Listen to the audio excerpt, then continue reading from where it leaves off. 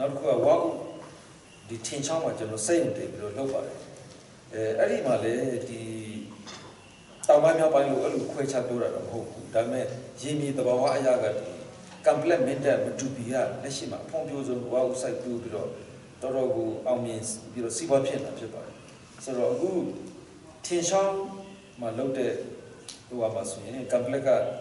မင်းတက်ကအုပ်စုတွေလူ600ကျော်လောက်ကသူ့ဟာသူစုစည်းပြီးတော့မှဒီကိုတူကိုထားလုပ်ပြီးတော့ဒီအရင်နည်းတွေရှာတယ်နောက်ပြီးတော့သူတို့ဝါဥစိုက်ရုံကိုလည်းဒီကိုပိုင်ပတ်စံတွေရောဟို share ထဲဝတ်တဲ့ပတ်စံတွေရောနောက်ချိငွေတွေရောသူတို့ကစူးစမ်းပြီးတော့လုပ်ကြတာဖြစ်ပါတယ်ကျန်တဲ့မျိုးနေတွေကိုလည်းဒါအစိုးရအနေနဲ့လုပ်ပြီးတော့မရှိဘူးအဲ့ဒေသခံတောင်သူတွေကစုစည်းပြီးတော့မှဒီလက်ရှိအောင်မြင်နေတဲ့မင်းတပ်ရဲ့နမူနာကိုယူပြီးမှဟလာစုစည်းတယ်တောင်သူတွေစုစည်းမယ်နောက် share တွေထည့်ဝင်မယ်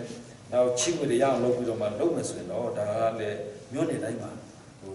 ဒီစိတ်တွေတည်နိုင်မဲ့အနေအထားမျိုးဖြစ်နိုင်ပါတယ်လက်ရှိကျွန်တော်တို့ထင်ရှားမှာတည်ထားတဲ့ဝါဥစိတ်အောင်တနေ့ကိုဝါဥအဆူ12တန်ကနေ15တန်လောက်ပဲသူကကြိတ်ခွင့်နေတယ်ဆိုတော့အဲ့ဒီဒေတာမှာထွက်တဲ့ဝါဥဟိုထွက်ကုန်ရဲ့25ရာခိုင်နှုန်းလောက်ပဲသူကကြိတ်ခွင့်နေတယ်အဲ့ဒီမှာတော့နောက်ထပ်ဝါဥစိတ်အောင်ထပ်တည်ဖို့လိုနေသေးတယ်နော်ဆိုတော့ကျွန်တော်တို့မျိုးနေတိုင်းဟာကိုယ်အစီနဲ့ကိုတောင်သူတွေစူးစီးပြီးတော့လုတ်တင်တယ်လို့ကျွန်တော်အနေနဲ့တော့ဟိုဖြေကြတော့ပါတယ်